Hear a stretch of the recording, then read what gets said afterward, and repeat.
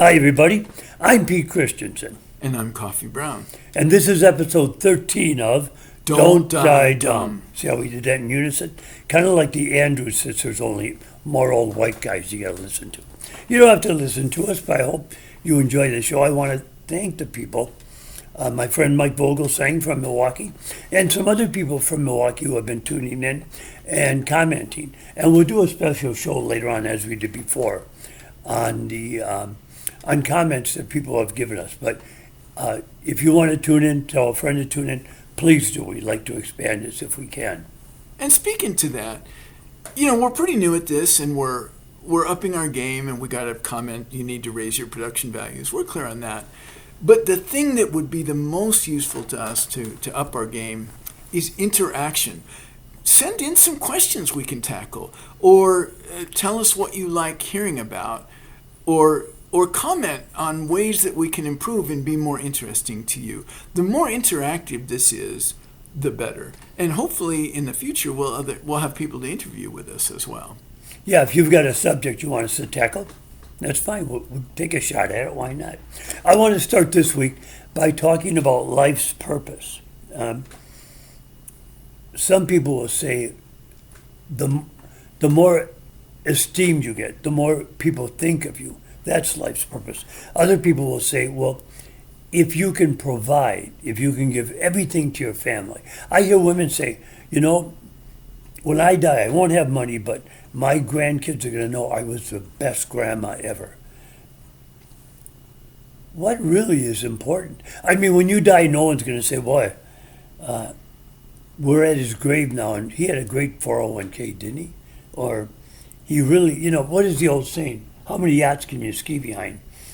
But you do want to provide. You do want to be happy in your life toward the end, at least have enough so that you're not struggling in your old age. But we all just come and go.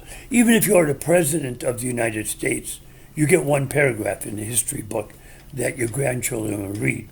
And is it important that anybody remembers you at all? Well, most people have heard of Maslow's hierarchy. Maslow was a psychologist, and he made a map, a scheme of what it is we need to move on to the next higher level of purpose. So at the very beginning, you need things like, you need air right now. If somebody puts their hand over your mouth, you're not going to care about pleasing God or getting into the history books or anything else. You want to breathe. And then next up would be things like food and water, shelter.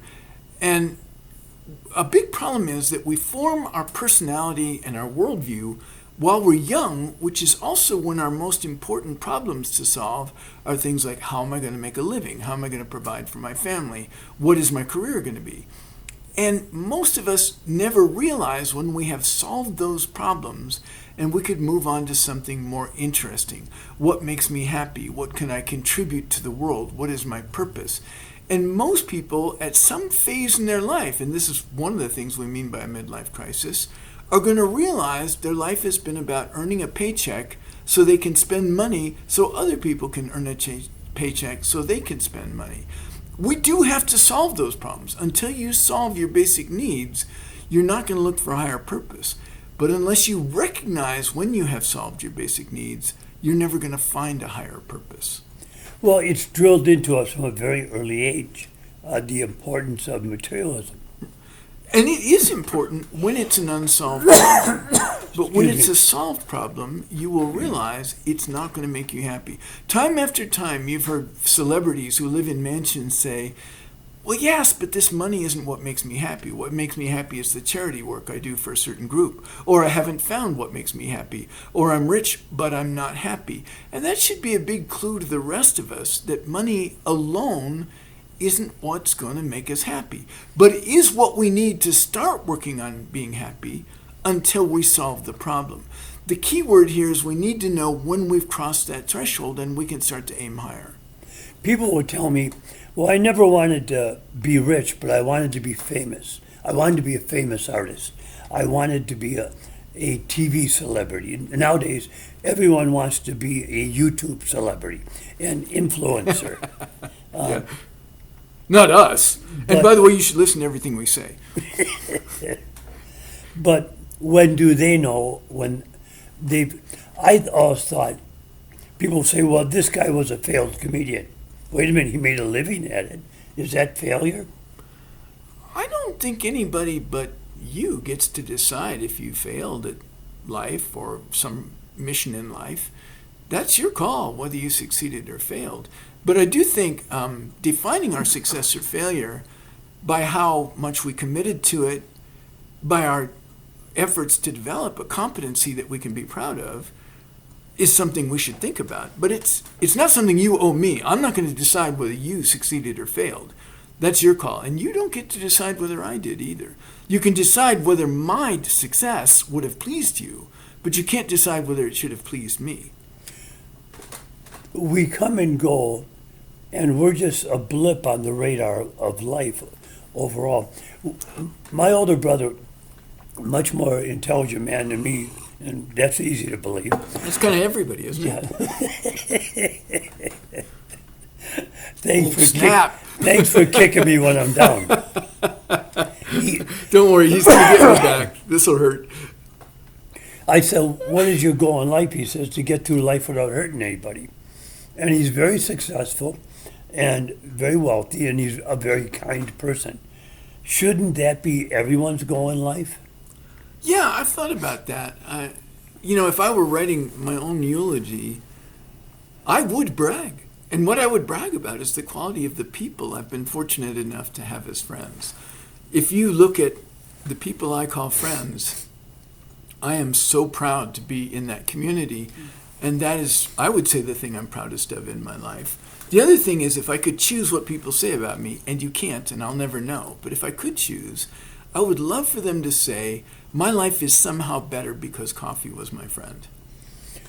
In Canada, when you die, they say all that you can hope for is that people will remember you and say, it was good to have known them. And that's a measure of what you've done. Not for them, but your total presence in their life. I find so many of us get distracted by things that aren't important. When it's over, people say, well, I want to leave a legacy. Come on. Huh? If you want to leave a legacy, be an organ donor. That way you can give the gift of sight, maybe the gift of movement, perhaps even the gift of life. And so few of us do that. Well, I think we're at a phase now in our culture, and we go back and forth on this, but we're at a phase now in our culture where people are defining success by what they can receive and who they are better than. And that's a choice. That's a debate we can have. I don't get to decide for you that that's a right or wrong choice. But I will predict that that's going to feel like an empty choice later in your life. Now, you touched on the subject of midlife crisis. You said people don't know when they're fulfilled. Do women have midlife crisis? We always talk about a man's midlife crisis. Or is that portrayed as a woman's clock is ticking to have children?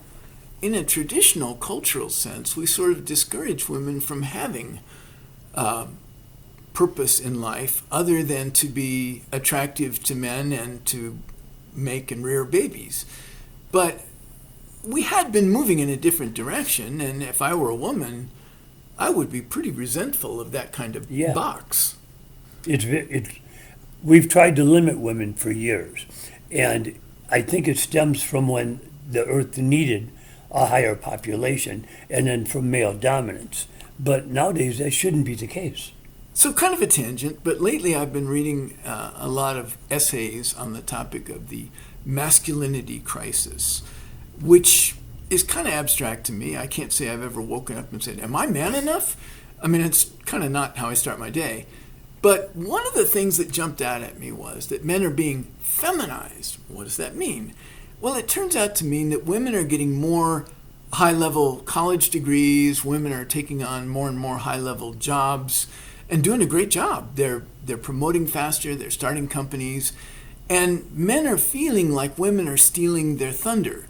And I'm thinking, okay, I kind of get your point, but then the punchline for these for the manosphere is, and therefore we need to hobble women. No, the right answer is men need to up their game. If women are beating us at the game we want to play, which is, professions and income and things like that, if they're beating us, the answer is not to cripple women. That would be like saying, I'm going to win this foot race by tripping the other runner. No, you just have to run faster. So men need to up their game. And that made me reflect on the fact that in our culture, little girls are always cleaning and they're doing the dishes and they're cooking dinner, while little boys are out there tying firecrackers to cats' tails and things like that. And we go, oh, well, boys will be boys. That's a psychotically cruel thing to do. And if we don't hold little boys accountable to standards of responsibility, why are we surprised that men aren't very good at responsibility? If men want to up their game, one of the first things we could do is raise little boys with a greater sense of ongoing responsibility and accomplishment. Now, most other modern nations have had, sometime in their history, a female leader. We never had. And it comes to me, the thought of in recent history that people would not vote, they'll vote for women on lesser offices, but not for president. What does that say about America? That, because I heard so many men say, she's not strong enough to hold office. I hear people saying that about Deb Haaland, who's going to run for governor. It says that when we look at who would be the best person for this role, we start by cutting our potential pool of applicants in half. Yeah. We throw away half of our human capital before we even start looking for our best options, which is odd. I don't know how we're surviving that. Now, let's switch gears for a moment and move into quantum physics. Speaking of the masculinity crisis, let's talk about quantum physics. Well, my point is that I don't understand it completely, and most people don't. They'll tell you they do, but really no. Explain to us in very basic terms, what quantum physics is. All right, this is Coffee's primer on quantum physics for non-quantum physicists, for lay people like the rest of us. I am not a quantum physicist. In fact, my undergraduate training in physics is almost entirely Newtonian physics and some relativity. Quantum is, I don't understand it.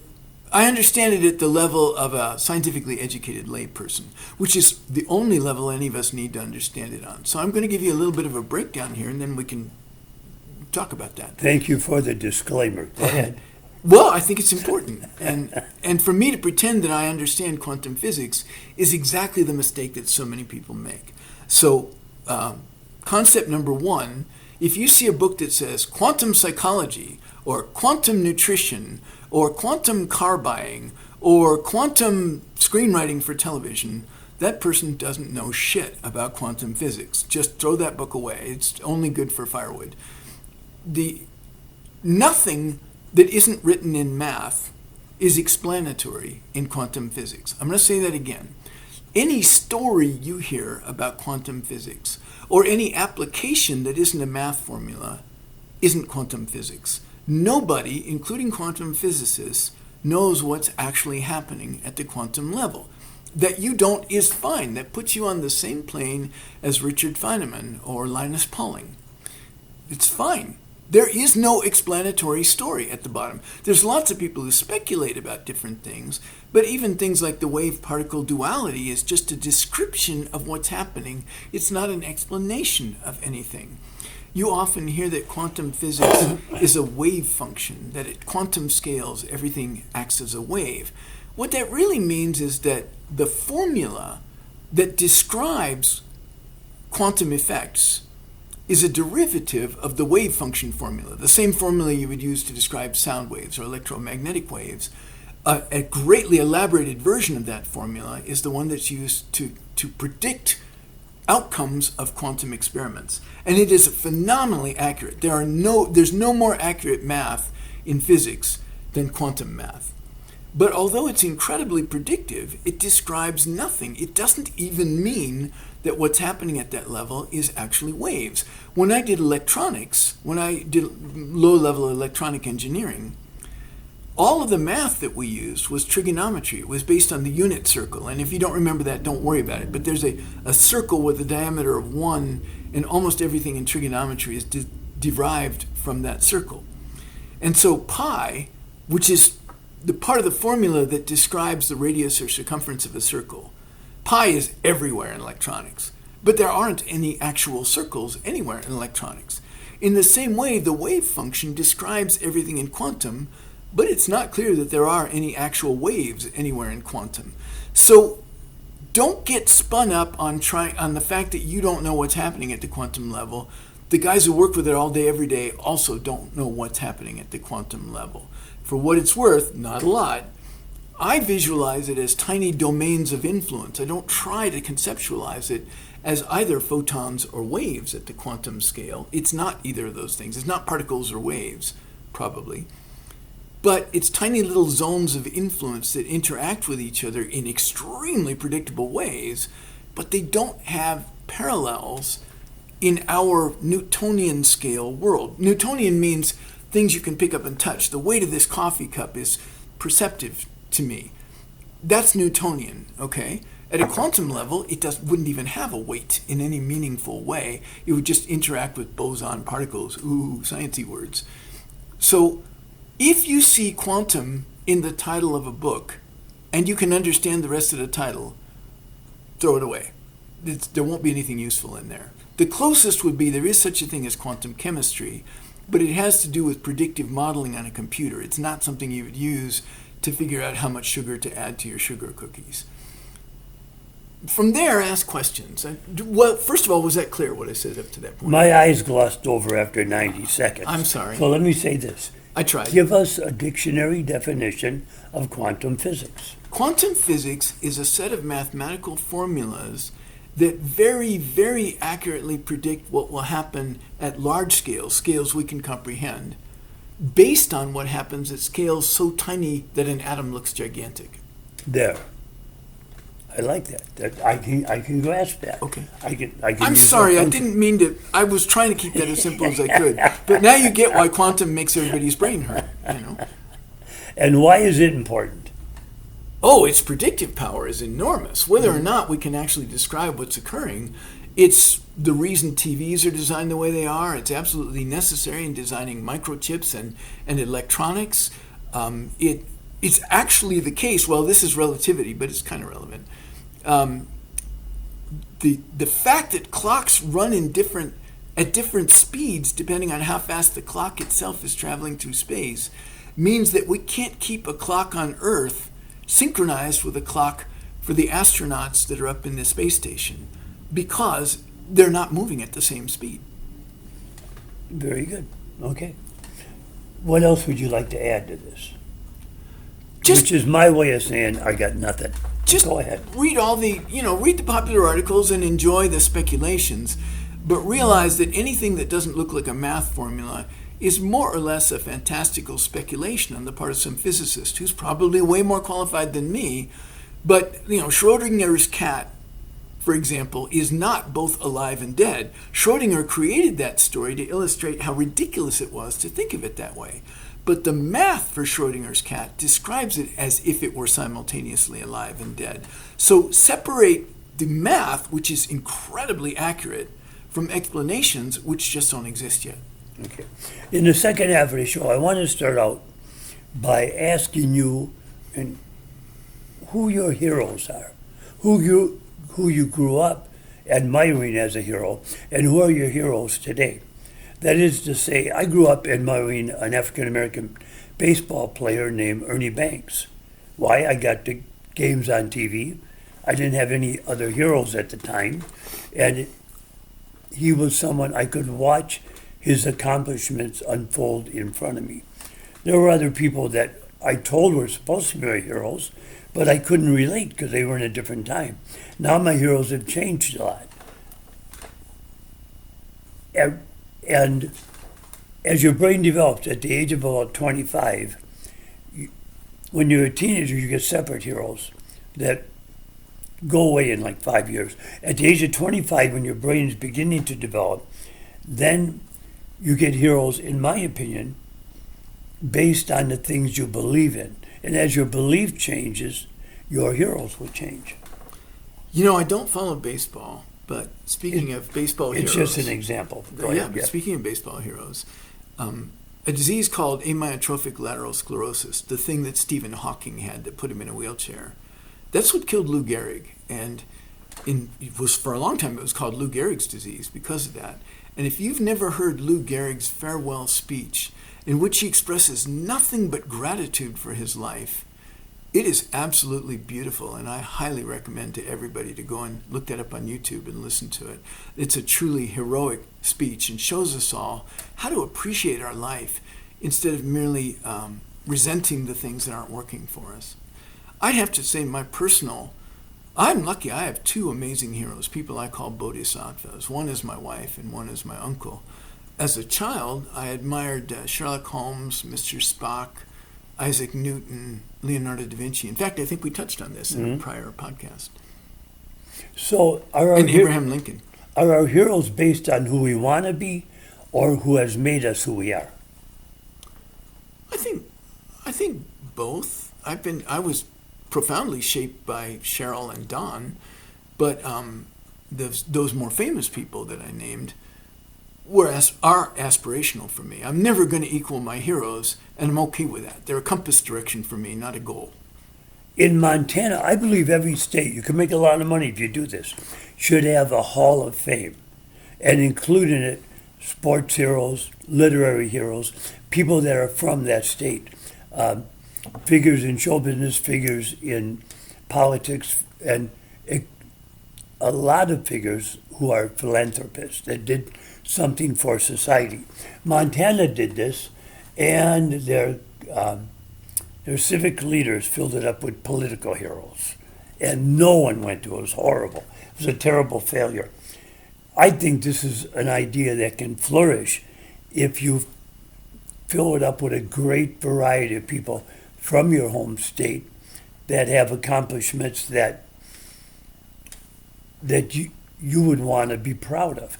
And along with that, in sports Hall of Fames, throw out the guys that were racist, that were alcoholics.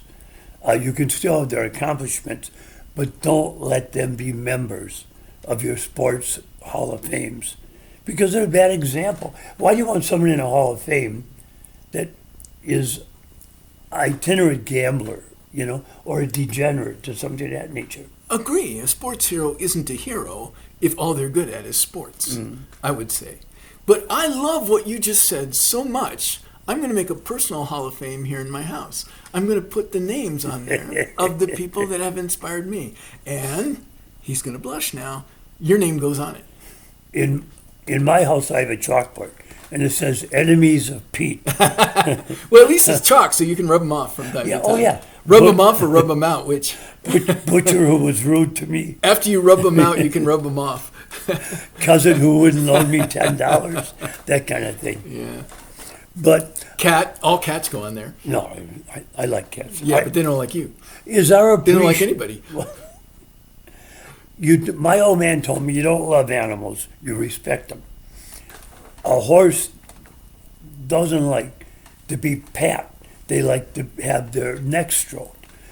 Know what an animal likes, respect them for what they like. Don't dress dogs up in little hats. I know dog people are going to hate me for saying that, but I don't think that doesn't show your love. You know what that shows? You're trying to humanize your pet. We're great at that. We give human quality. That's why we have teddy bears. Here, little kid, play with a bear that would eat you if you had a chance, I think dogs genuinely love us, and they like it if we respect them. Cats, on the other hand, I think genuinely are plotting to murder us, and they demand that you respect them. Interspecies love. That's people have dogs. Cats have people. That's just wrong. That's totally wrong. My mother told me this. I got a puppy, and she said, "Remember, you're his God, but only until you stop feeding him." And she was right. I don't want to be the one in an apartment with 28 cats eating my dead body when I get a phone that no one has called in 20 years. That's what my mother-in-law told my wife, now that I think of it. Anyway. So ask yourself, who are your heroes and why are they your heroes? Now we each have a little time left, about 5 or so minutes. New Year's resolutions. One of the mistakes most people do And I used to do this. I'm going to do 100 sit-ups every day. They make resolutions that are way out of their league. Then they get frustrated in the first 2 weeks. You know that health clubs, gyms, they oversell. They sell for 500 people a day to come to that gym because they know you're not coming. And they know a large percentage are quitting after 2 weeks.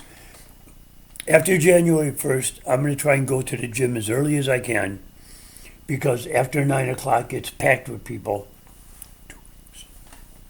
So you should have, I think, realistic resolutions that you can accomplish, but nothing so wimpy you'll be ashamed of it. Like, I'm going to tie my shoes every day this year. And then you can brag you got it done.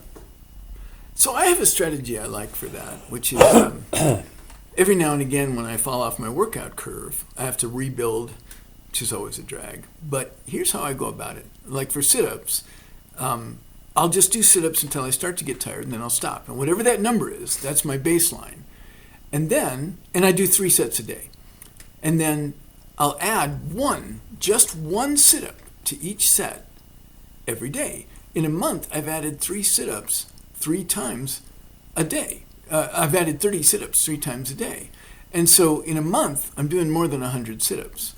And in the past, I got up to 1,000, and it's so boring to count to 1,000. And so I would just turn on the TV and just do, I was doing crunches at that time. You can do more of those than sit-ups.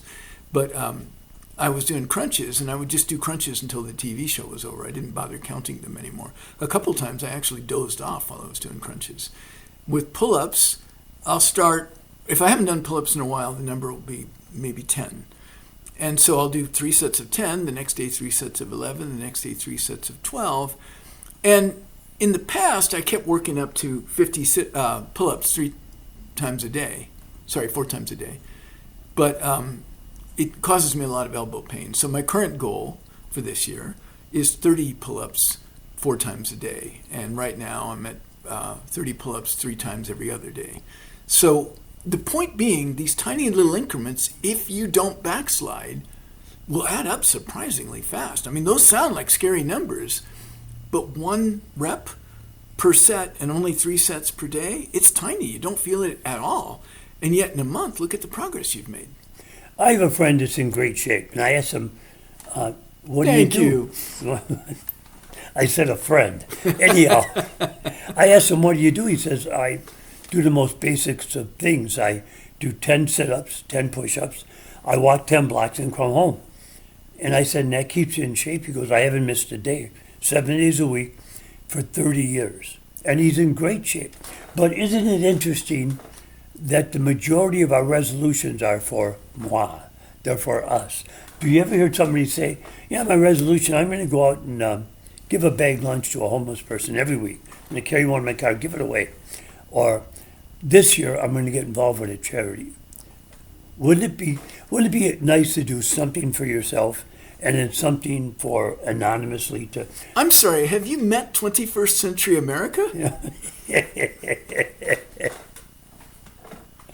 No. I think the current New Year's resolution along those lines would be, I'm going to go out and steal a bag lunch from a baby every day. And by the way, as long as we had just a minute and a half left, the New Year's Eve specials really suck. Christmas in Nashville, there's not enough horse manure in my boots to sit through 3 hours of Christmas in Nashville. And who's the guy that took over for Dick Clark years ago? I don't know either. Very famous guy. But, boy, you're talking bland? Oh, my God. And now Hoda Coffee is going to have, Hoda Kopke, whatever her name is. She's going to do a New Year's Eve special. Please, save me. I'll open a vein if I have to sit through one of those things. And by the way, in Vegas, they dropped the big ball. In New York, they dropped the big crystal ball. In the northern community of Flagstaff, Arizona, they drop a pine cone. Here in Albuquerque, we drop a chili pepper. Hey. Who saw that coming? And I'm going to be there. I want to be in on the chili drop. Do you have a New Year's resolution? Of that sort? Of that quality? No, of any sort, that you can share. Nothing that would be interesting. But yes, I do have New Year's resolutions. My girlfriend asked me my New Year's resolution. I told her and she slapped me. So that one's out. I got to move on. I want to thank you all for watching. Hope you enjoyed the show.